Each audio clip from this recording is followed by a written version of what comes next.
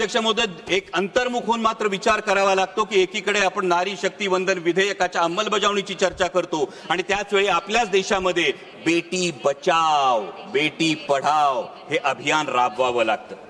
त्याच वेळी आपल्या देशामध्ये महिलांवर होणाऱ्या अत्याचारांची संख्या दिवसेंदिवस वाढत जाते। लाखो महिला या बेपत्ता होण्याच्या तक्रारी नोंदल्या जातात, त्याच्यावर कुठली ऍक्शन घेतली जात नाही।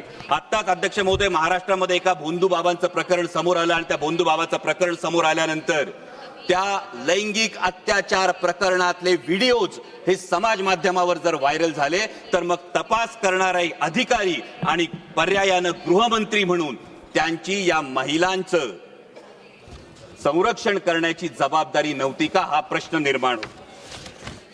आणि म्हणूनच अध्यक्ष महोदय, अंमलबजावणी करणाऱ्यांच्या मानसिकतेविषयी जरूर प्रश्नचिन्ह उपस्थित होतं।